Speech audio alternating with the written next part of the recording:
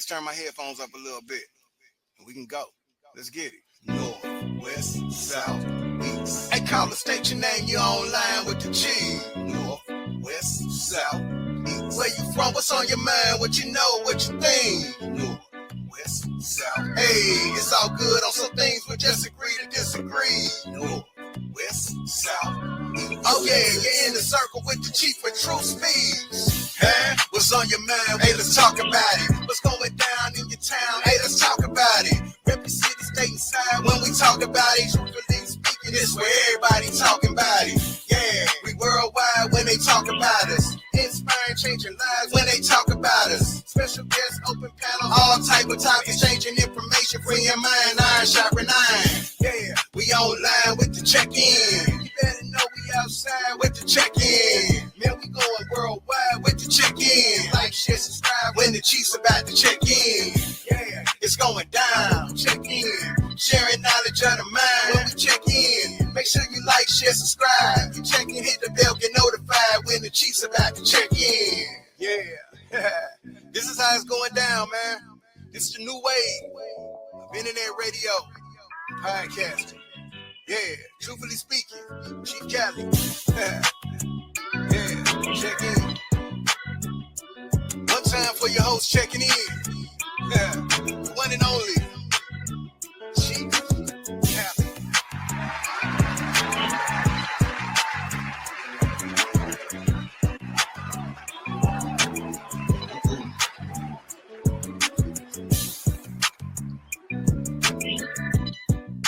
Hey, check this out, tribe. As I start off this new channel, I want to introduce y'all to a story that I ran across about a lady named Marina Abronavic. All right. Now, Marina, she was a performing artist, man, and she would do all of these different wild and even dangerous stunts within her performing arts just to test humanity, right? So I ran across a Joey Badass song recently, and he made mention of Marina Abronavic, and it sparked my interest. Also, I was listening to my sister Neo X channel. Y'all go check out my sister Neo X and subscribe to her channel. But I was listening to her live yesterday morning, and I was listening to her talk about how sick humanity can be, the things people do in humanity, right?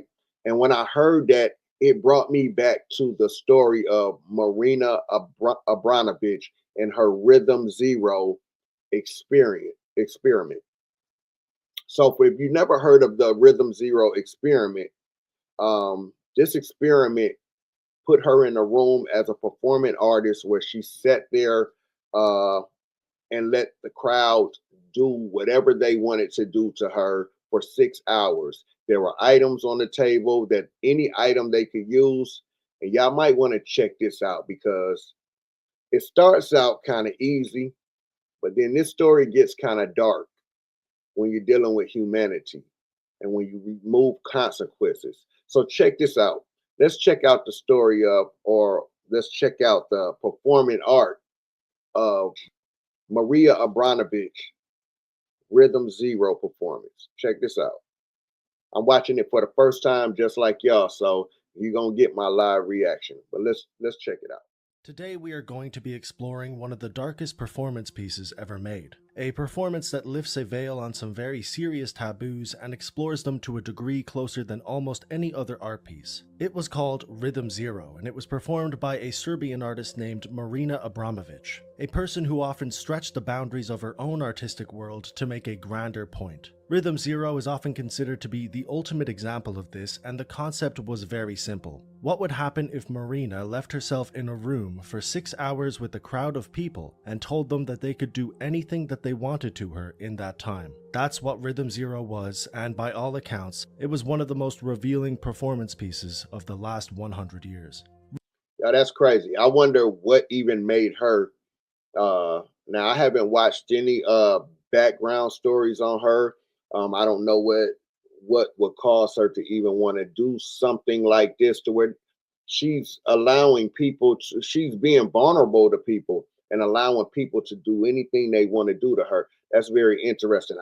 I'm just curious, how did she even come up with the thought of wanting to do something like that. But let's keep going. Rhythm Zero was actually the fifth well-known piece that Marina had performed, with the other four also being titled under the Rhythm Monarchy. These were Rhythm 10, Rhythm 5, Rhythm 2, and Rhythm 4, and it's safe to say that most of these pieces were boundary-breaking performances. This was most likely a response to her very strict lifestyle. She was born in Belgrade right after World War II, when Serbia was still a part of Yugoslavia. So they say she had a very strict lifestyle coming up.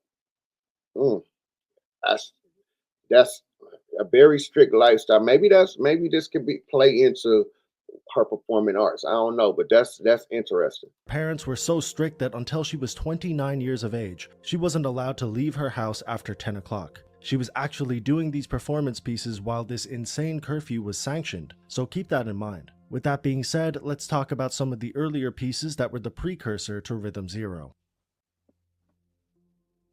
Rhythm 10 was originally performed in Edinburgh, Scotland, and it was a very confusing beginning to a very confusing career. The performance consisted of Marina, 2 tape recorders, and 10 different knives. With these knives, she attempted to stab the spaces between her fingers. Every time she missed and accidentally cut herself, she would switch to a different knife. She would then listen to the recording and try to replicate these cuts. It was a variation of a Russian drinking game that she turned into a dangerous performance. I'm kind of lost. So she plays a recording and she tries to stab in between her fingers during the recording. What is like I don't know what is she trying to accomplish with the record? What does the recording play? Um, Like I said, a very confusing piece, but also a very formative one. right. She spoke about this performance in her 2016 memoir, which she titled Walk Through Walls. In the book, she says the following: "Beforehand, I was so nervous that I was scared I'd get one of my incapacitating whole-body migraines. I could hardly breathe from the idea that I was going to do this. But I was also serious about what I was about to do. 100% committed. I was so serious about everything then. Yet I think I needed this gravity. This was exactly how it was for me, even at the beginning. Art was life and death. There was nothing else. It was so serious and so necessary." This level of intensity is something we would see throughout her whole career, and it followed through with the rest of the Rhythm series. Wow. In Rhythm 5, Marina continued her strange series of performances by literally playing with fire. She started by lighting a wooden star. She then cut off her nails and hair and threw it into the fire. She then laid down in the middle of the star and remained there for the duration of her performance. This was a very dangerous piece, and at first she was reacting as any normal person would. Occasionally she would squirm anxiously, her body seemed very tense, and her eyes were mostly wide open. Eventually all of this stopped, and it was not because she reached some kind of inner peace. It's because she was unconscious. It's actually hard to tell how long she was laying there like that, because Wow. So she did this. She did this until till she actually went unconscious. So you got burning stuff all around you, and you're laying in the middle of it, inhaling all these fumes and everything. Yo, this is wild. I like this is beyond dangerous. And she was on this like her mind state different, hella different. none of the spectators noticed at first. But eventually, when bits of burning wood were falling on her neck and feet, and she wasn't reacting at all, the doctor in attendance pulled her out of the burning star. Wow. Interestingly, Marina wasn't mad that she lost consciousness, but she was very mad that she lost control of the performance. Keep this in mind because this theme of not having control is something she would take into her future performances. Sheesh. Rhythm 2 took this idea of losing control to an extreme. In this performance, Marina took medication that was used for people in a catatonic state. The medication specifically made her lose control of her muscles, but she remained conscious throughout the piece, meaning she was essentially able to observe the very strange and intense things that were happening to her body. Yo, is this almost not like torturing yourself or playing Russian roulette with your life? This is almost like Russian roulette. but she wasn't able to do anything about it. She then took medication that was usually prescribed to schizophrenic patients to calm them down, and when she did this, she became mentally removed from the situation, and after the medication wore off, which took around 5 hours, she had little to no memory. This played into her idea of losing control. Even though she was conscious for the entire performance, she was mentally checked out and had no idea what was happening after the performance. Wow, she was conscious, but she wasn't conscious. She was out of it because of the Yo, that's deep. That's deep. Anything could have. Yo, that's deep. Marina wanted to continue this idea of losing control, but unlike Rhythm 5 where the crowd intervened, she wanted to see what would happen if there was no crowd and nobody could help. She tested this idea in Rhythm 4. While alone in a room, she knelt down naked in front of an industrial-sized fan and attempted to breathe in as much air as she could. This of course led her to passing out, but like I said, there was no crowd this time, and she had told the cameraman, the only other person in the room, to not intervene, and also to not put the fan in the shot, instead only focusing on her face. This way the crowd wouldn't understand what was really going on and wouldn't try to help her. Ironically, after a few minutes of her being passed out, the cameraman actually intervened himself and got her help. Once again, an onlooker had taken control of the performance, and even though this was the right thing to do, it frustrated Marina, but also gave her the idea that would lead to Rhythm 0, the idea to abandon control completely and give it exclusively to the audience. This is the Rhythm 0 that I was talking about that I ran across. I didn't know about the other rhythm stories, but I wonder if all the rhythm stories are um, the dangerous performing arts. When she does the rhythms, she has them in like a series of performing arts. I wonder if the rhythm performing arts are her only dangerous one. Again, I haven't done any background check on her backstories on her, but I will though. In 1974, Marina began to conceptualize and set up one of the most intense performance pieces she would ever create, the final act of the Rhythm series. Throughout these performances, she was slowly losing control, with audience members jumping in, hired employees intervening, and a non-stop air of caution being the number one obstacle to her work. In Rhythm 0, she threw all of this away. Control, caution, and safety were virtually non-existent in this piece. It began with Marina laying 72 different objects on a table. Some of these objects were quite random and non-threatening, like food, water, flour, and lipstick. But some other objects were quite dangerous, such as a hammer, blades, a kitchen knife, and even a gun with a singular bullet. Behind her were an array of different slides that documented the process, and in the center of the table was a framed description of the performance that said the following. Instructions: there are 72 objects on the table that one can use on me as desired. Performance: I am the object. During this period, I take full responsibility. Duration: 6 hours. It started pretty tamely. People would walk up to her, lift her arms up, turn her around, and in general, it seemed like the spectators were testing the waters with this performance. Slowly but surely, the audience began to interact with Marina in ways that were more inappropriate, ripping off parts of her clothes, drawing on her, and kissing her. It was at this point that the veil had essentially been lifted. The waters had been tested, and the audience now fully understood that they could truly do anything to Marina with little to no consequence. At one point, somebody cut her and began to drink her blood. After around 4 hours, somebody placed rose thorns in her skin, and near the end of the performance, somebody took the gun on the table, put the bullet inside of it, and put it in her hand. They then lifted the gun to her neck and wrapped her finger around the trigger, almost as if they were going to try and force her to end her own life. Yo, man. Yo, that's deep. Like, yo, I definitely have to go do a backstory on her.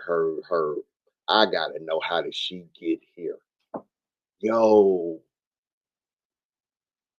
I get it. It's a test. It's an experiment of humanity to see just how far people will go if you take away the consequences.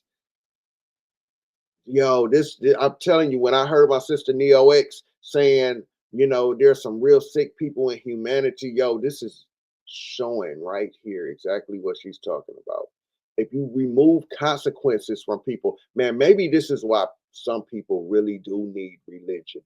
Maybe, I was told one time that, hey man, you can't wake everybody up from religion because everybody doesn't need to be woke up from religion because religion may be the one thing that's keeping them from being a savage in the universe. An actual fight broke out in the audience because of this, and it went no further. This was the darkest the piece got, because soon after, the 6 hours were up. But the performance wasn't over. Throughout the whole piece, Marina had stayed very stoic and hadn't uttered a word or gave any visual reaction to what was happening. But Now, they mentioned stoic.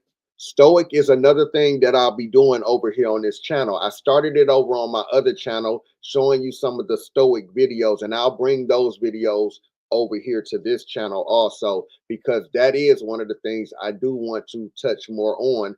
And he's talking about how Marina, even in this situation, remained stoic. She remained calm in chaos. She controlled her mind to stay calm through chaos. And that's one of the things with the Stoic philosophy is self-improvement, learning how to remain calm in certain situations instead of lashing out.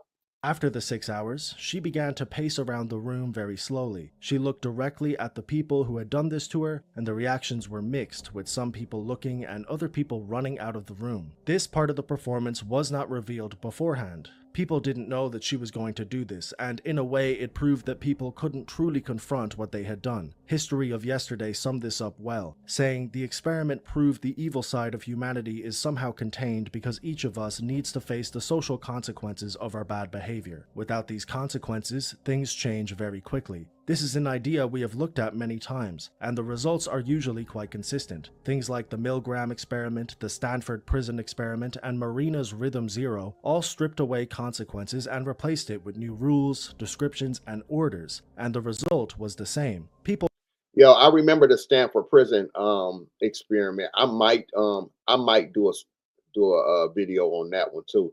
The Milgram experience, I'm not even familiar with that, but now I may go look into the Milgram experience and may bring that experience back too to see what that was about. But the Stanford prison experience, I do remember that experience. I think I'm gonna do a video on that. But yo, this is wild. did morally corrupt things. It's amazing what Rhythm Zero was able to achieve. It was simple in nature, but it opened up a dialogue, asked a lot of questions, and in a way, it changed the world of performance art. It's one of Marina's most talked about pieces, but by no means was she done. She was only in her 20s when she did this, and in the next 50 years, she would become a profound artist who became known as the grandmother of performance art. She made many more pieces that are worth talking about, but I thought the Rhythm series deserved their own video considering how impactful they were. Yo, so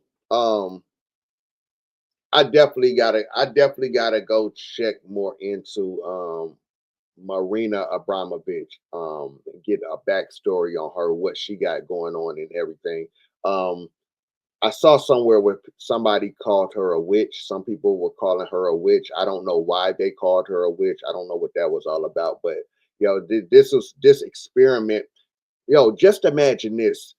They said after the 6 hours were up, she just walked around the room. She just walked around the room looking at the people who did whatever. She didn't say nothing to them. She just walked around and she just looked at them. Yo, that's deep right there. That's deep right there. What would you have done? You know what I'm saying? She gets up off the table or out the chair. She's naked. She's bleeding. She got stuff all over her and she walks up to you and just stares at you. She don't even speak to you. What would you say to her? Because she can talk now. She can talk now. You feel what I'm saying, yo? That's kind of deep. Yo, that's the story of Rhythm Zero, Marina Abronavic. Um, hey man, put down in the comment section how you feel about this story, your thoughts on the story. What would you have done if she got up and spoke to you? What do you think you would have done if you were allowed to have no consequences and test the waters with a human being and do anything you wanted to them? Would you follow the crowd? What would your inner beings allow you to do to this person? It started out very light, And then before the 6 hours went on, it got very dark. So, yo, that's a look at humanity right there. That's definitely a look at humanity and how sick some people will go in humanity. With that being said, yo, I'm out of here. This was about a Marina Abronavic, a performing artist. Y'all check into her, man. And I'll see you next time on Chief Talk with Chief Cali. Truthfully speaking. Peace.